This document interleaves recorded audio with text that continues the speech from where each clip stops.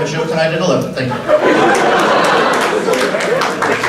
Seriously, our next act, Ben Towns, will be here. We're going to get serious now for some poetry.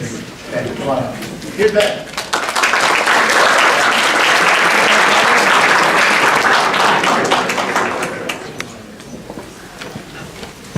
I have two pieces to share with you tonight, and they are by Myra Brooks Welch and Edgar Albert Guest, respectively.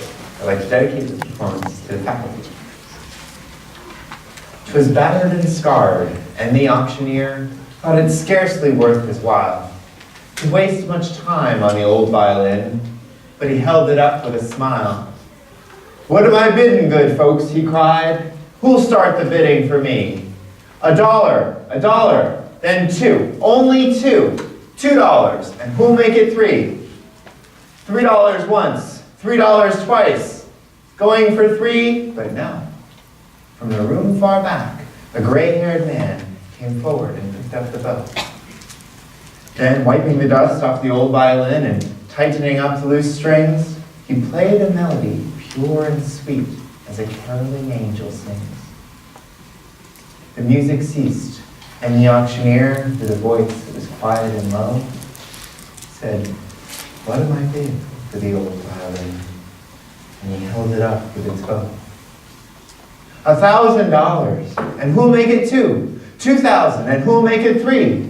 3,000 once, 3,000 twice. And going and gone, said he. The people cheered, but some of them cried, "We do not quite understand. What changed its worth?" Swift came the reply, "The touch of a master's hand."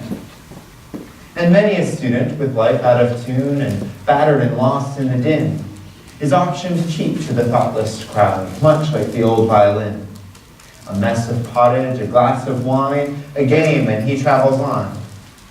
He is going once, he is going twice, he is going and almost gone. But the master comes, and the foolish crowd never can quite understand the worth of a soul and the change that's wrought by the touch of the master's hand.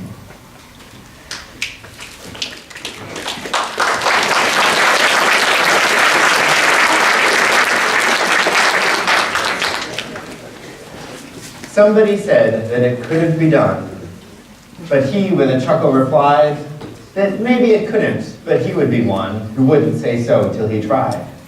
So he buckled right in with the trace of a grin on his face if he worried he hit it. He started to sing as he tackled the thing that couldn't be done as he did it. Somebody scoffed, "Oh, you'll never do that. At least no one we know has done it."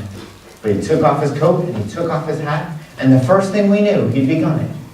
With a lift of his chin and a bit of a grin, without any doubting or quit it, he started to sing as he tackled the thing that couldn't be done, and he did it. There are thousands to tell you it cannot be done. There are thousands to prophesy failure. There are thousands to point out to you, one by one, the dangers that wait to assail you. But